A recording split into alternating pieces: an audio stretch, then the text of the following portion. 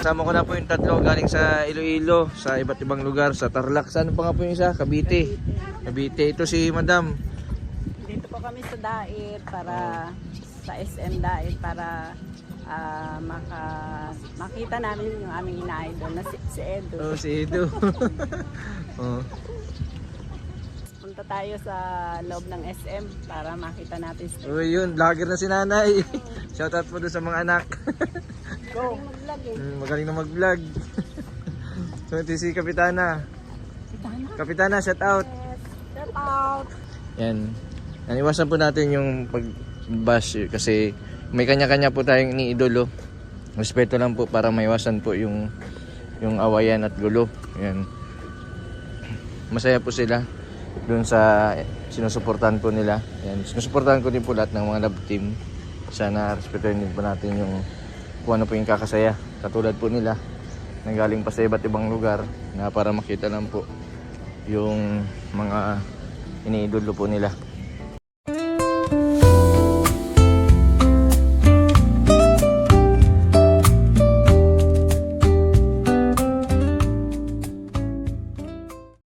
Guys, good morning, good afternoon, good evening sa lahat. Welcome to my YouTube channel, Roselski TV.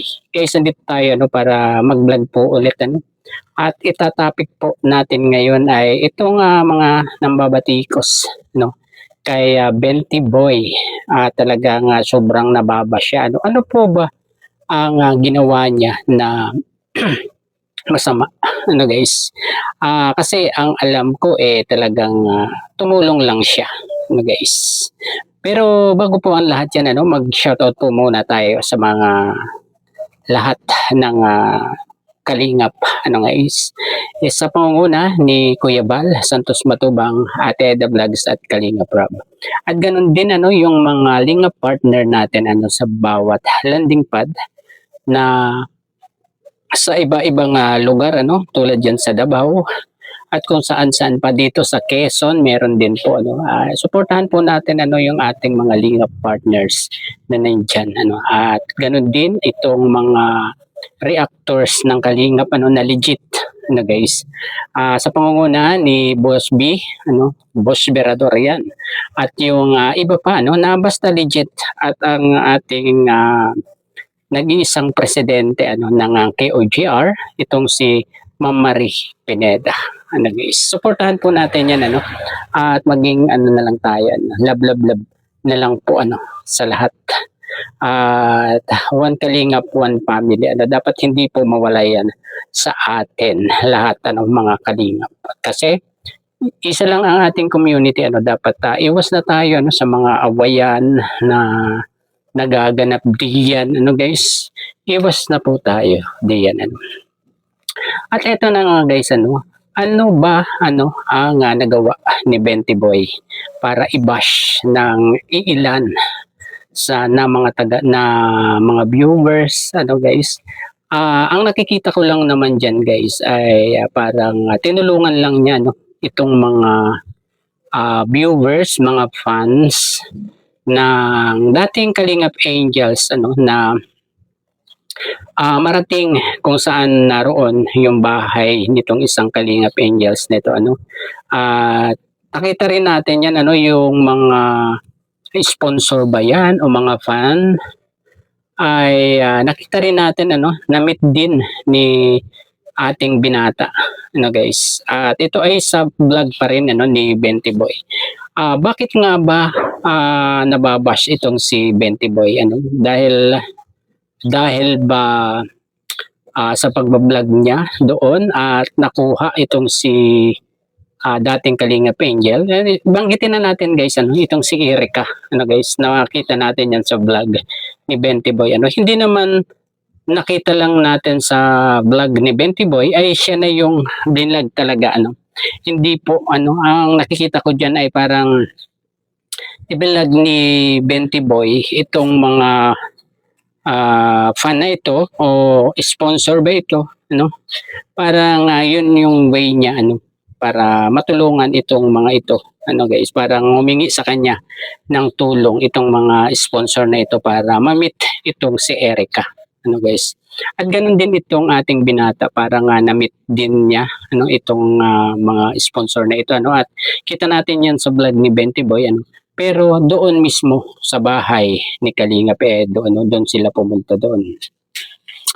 Guys ano talagang kilala naman natin ito si Benty Boy ano dahil matagal-tagal na siya sa Kalingap ano pero talagang hindi siya umaalis ano.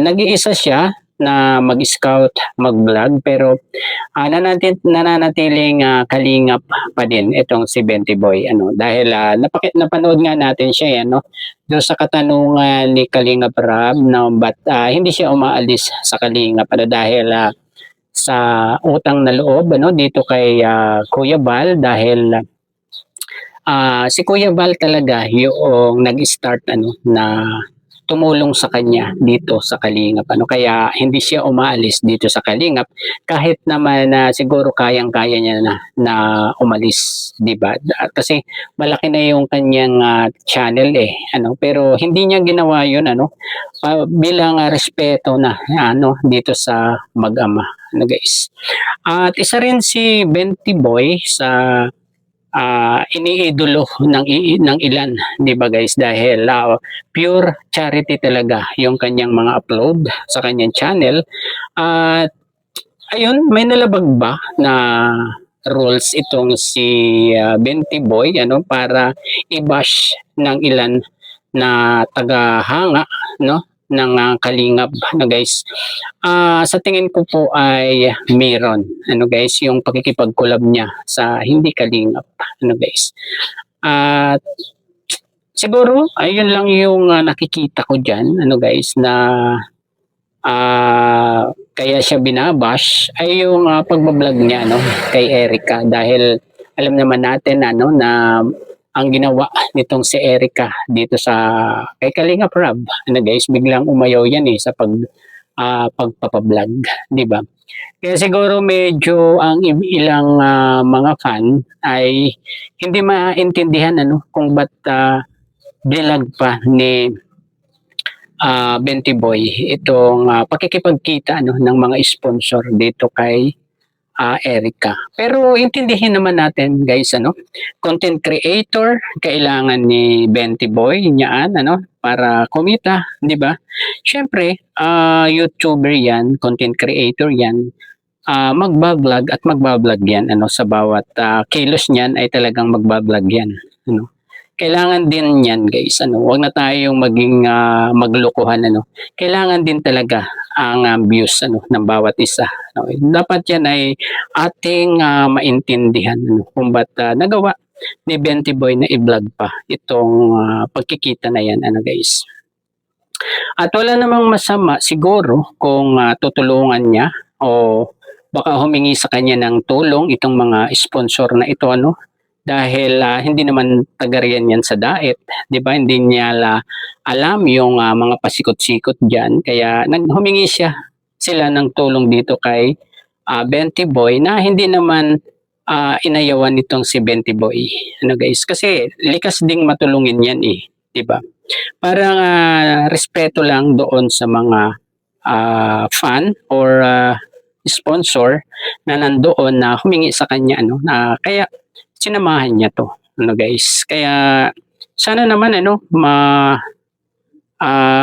kaunawain din natin si Benty Boy ano guys yun lang po ano ang aking masasabi dito ano at sa mga nang babas kay Benty Boy ano hayaan nyo na ano, si Benty Boy dahil kilala naman natin yan 'di ba hindi naman yan magtatraidor sa Kalingap. Diba guys?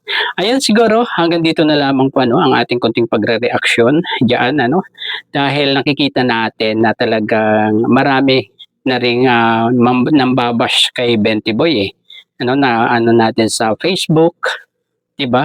Marami na ring kung ano nung sinasabi kay Benty Boy. Ano guys? At parang naiisip din nila ano baka daw bumalik pa itong ex Kalingap Angel na ito sa Kalingap ano guys grabe naman ito at ayun hanggang dito na lamang po ano bye bye God bless po sa lahat.